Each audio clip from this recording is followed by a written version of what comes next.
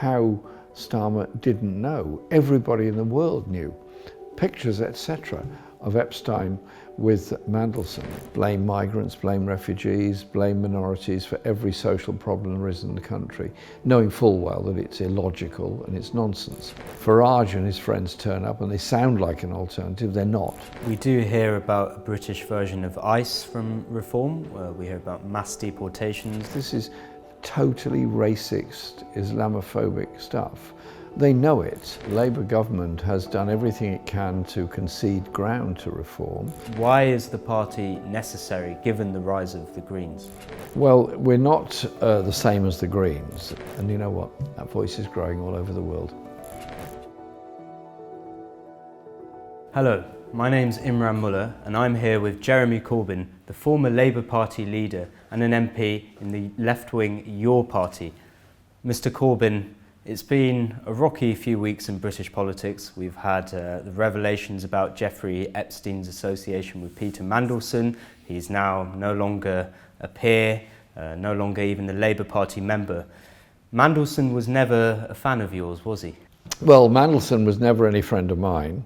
And he memorably said during my leadership that he did something every single day to end my leadership of the Labour Party and to damage the Labour Party's prospects. So do you think these revelations vindicate your long-standing critique of New Labour and its culture? Well, I said this in a debate in Parliament, that essentially what Mandelson represented was this sort of golden charm circle of right-wing media, very big business, glitterati, and very expensive private parties on private yachts and things. And Mandelson lived in all of that sort of society, made a great deal of money out of it.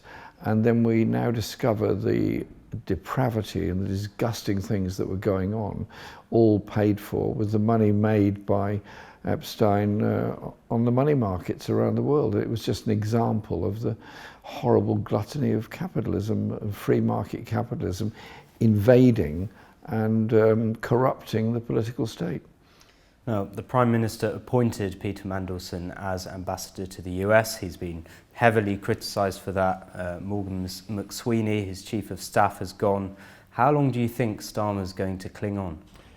Not very much longer, I would think. He's distinctly unpopular as Prime Minister. His government has not delivered even the very limited things that the manifesto said they would deliver, and he's stained by the whole Mandelson issue, and that's not going to go away in a hurry.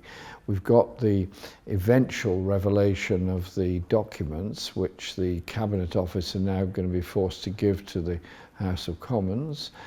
A lot's going to come out of all that, and Mandelson's involvement with Palantir is going to become a real problem, because Palantir is not just a data collecting company that's operating within the NHS, it's in the whole defence sphere, it's very big in the United States, and it's very involved with the Israeli government. And so we've got all the tentacles here coming together. So Starmer's appointment to Mandelson, in which he claims that he didn't know anything about all this, didn't know that Mandelson maintained a relationship with Epstein long after the prison sentence. I don't know how Starmer didn't know. Everybody in the world knew. Pictures, etc., of Epstein with Mandelson. So the idea that Starmer can get away with saying, if I knew then what I knew now, well, why didn't he know it? And I do not believe that the advice given to him by the Foreign Office on his then projected appointment of Mandelson would not have included a lot of reference to these problems. So if the Prime Minister does resign, one of the possible contenders it's considered would be Health Secretary Wes Streeting. Now, you wrote a letter to Wes Streeting just last week asking him about his admission that we now have, because he released his text messages with Peter Mandelson, in which he said last year that Israel was committing war crimes before our eyes and that the Israeli government was talking the language of ethnic cleansing. And you asked him why he continued to remain in the Labour government, which was refusing to say that Israel was committing war crimes and indeed was collaborating militarily with Israel. Wes Streeting always wants to have it both ways. He used to be chair of the all-party group on Muslim affairs, and he's obviously the MP for Ilford with a very small majority.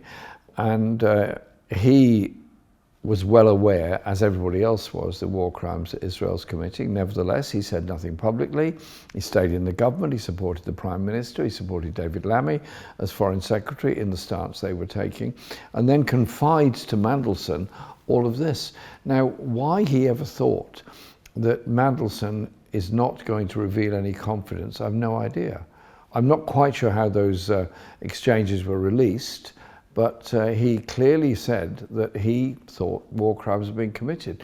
So he's clearly dishonest with himself, never mind anything else. And I think his chances of becoming leader of the Labour Party and Prime Minister are pretty slight anyway, and getting much worse because of that revelation. Has he responded to your letter? No, as yet, no. I'm looking forward to the response, because he's going to have to tell us if he really believes that, then why didn't he do something about it at the time? And it's interesting that in those text messages he also said he was worried he might be toast at the next election. Do you think that's a legitimate worry? It's a very legitimate worry on his grounds. He got a majority of 500 over Liane Mohammed, and she was then a 21-year-old Palestinian student who obviously ran a great campaign but didn't quite get over the line.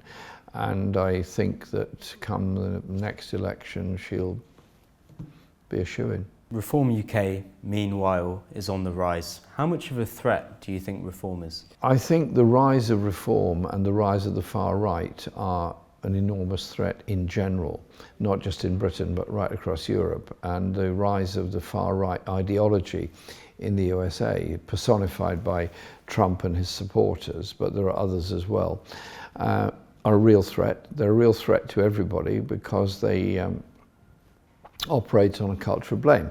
Blame migrants, blame refugees, blame minorities for every social problem there is in the country, knowing full well that it's illogical and it's nonsense. But it works in the absence of an effective political alternative voice being put. And so if all three of the major parties are essentially preaching the politics of austerity, cutting back on public spending, attacking welfare benefits, doubling back on climate change issues and supporting a consensus foreign policy, then people say, well, where's the alternative?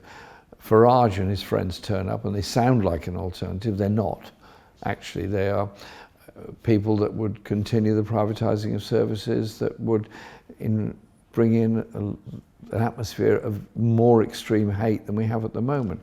But because they exist and because they're seen to be rising in support, the Labour government is then retreating on all the things it should not retreat on.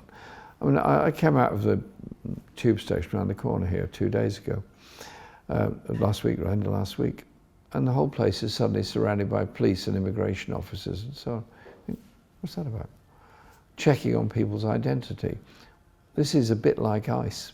We do hear about a British version of ICE from Reform. We hear about mass deportations, and Nigel Farage said last week in a speech that Islamists have infiltrated the education system, the police and the political system. And he heard that from a security source, he said. So, I mean, this is taking us into uncharted political territory, isn't it? Terrifying at that, because what they're doing is saying that we have to define Islam as being a threat to our society and our existence, and therefore say Islam is somehow or other a dangerous faith. This is totally racist, Islamophobic stuff.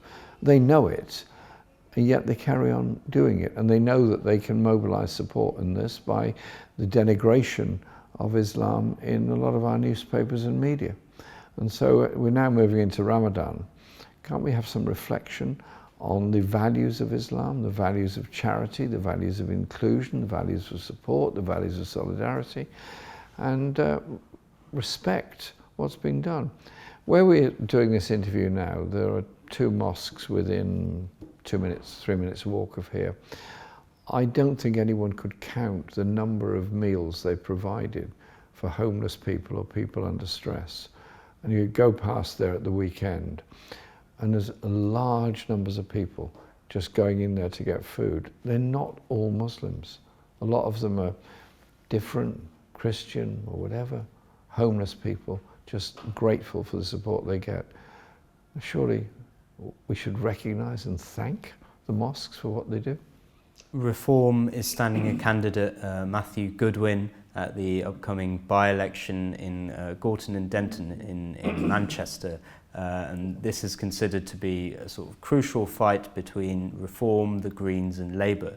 Is your party supporting the Greens in this election? I'm going to Denton at the weekend to speak at an anti-racist rally, and I'll be speaking out against Reform and what they're doing. And yes, because Reform have to be defeated. We are not running a candidate because we're not in a position to yet, because we haven't completed the total formation of the party. That will be done by next week when the elections are over for our Central Executive Committee, and so we'll be there. Labour in that constituency are putting out the message that if you don't vote for us, you'll get Reform, and therefore you should vote for us. What do you think of that argument? Well, it's a very dishonest argument, because the Labour government has done everything it can to concede ground to Reform, concede ground on every single policy area, concede ground on now threatening to take indefinite leave to remain away from people in our society, to threaten to deport and try to deport people that have come from Calais. They actually concede all the ground to Reform and then say, well, if you don't vote for us, you'll get Reform. A lot of people say, well, we're getting it anyway. And so I think that it's a very hollow argument, and it also smacks of desperation. Surely, they've been in office now for, 18 months. 18 months, they have still not yet finally restored the two-child benefit to all children, except for some where they're affected by the global cap. They're still threatening to take away personal independence payments. They're bringing more people into taxation. Where's all the promises that were made in 2024? So within this national political environment, what role can your party play? I mean, why is the party necessary given the rise of the Greens? Well, we're not the same as the Greens. The Greens are a, yes, environmentally focused party, and on that I would agree with them. They're not necessarily totally a party of the left. Zach Polanski himself would see himself as somebody of the left. I think the party institutionally is not particularly of the left and not a socialist party. We want your party to develop, to grow, to be a focus for socialist activities and socialist ideals. Does that mean we won't work with the Greens? Not a bit of it. Of course we'll work with the Greens. And in Parliament every day, through the Independent Alliance, we cooperate with the Greens, with Plaid Cymru, with the SNP, and with the Labour left on voting on different issues. But I want us to be that socialist voice within the society and communities, and that will in turn have a big effect on politics. Now, give you an example. We have a National Health Service. I'm very proud of it. It's under threat, it's underfunded, it's in danger of being privatised at any stage.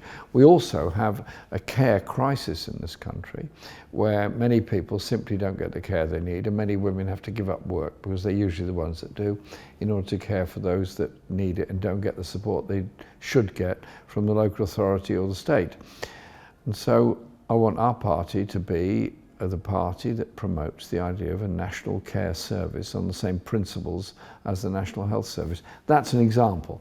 And that's going to cost, of course, but it means we've got to redistribute to do it. You want the party to help shape the national conversation? Absolutely, and that we will do by a number of things. I'm also proposing we set up policy commissions on economy, on disability and on education. Will your party also target areas where the Greens maybe don't have such a strong presence? I was in Newham on Sunday, for example. Newham independents, which are very closely aligned with us, and I'm very confident that your party will completely endorse Newham independents when as soon as we're formed, which will be another week or so. And Newham independents are in a very good position to win control of Newham. I don't think the Greens have got any chance whatsoever excuse me, of winning in Newham, we would have. That's the sort of area where it's different. So there are elections now, the voting is open for the Central Executive Committee of your party. You're running on a slate that's different from Zahra Sultana's slate. Why do you believe members should vote for your slate? Well, first of all, I didn't really want any slates at all, but Zahra announced she was having a slate, which meant that there was then obviously going to be the potential of an alternative. What I want is the party to be outward-looking, engaged with the community, and able to attract a very broad range of support. We cannot be a narrow, inward-looking organisation, because that will not bring support, will not bring about the changes that are necessary.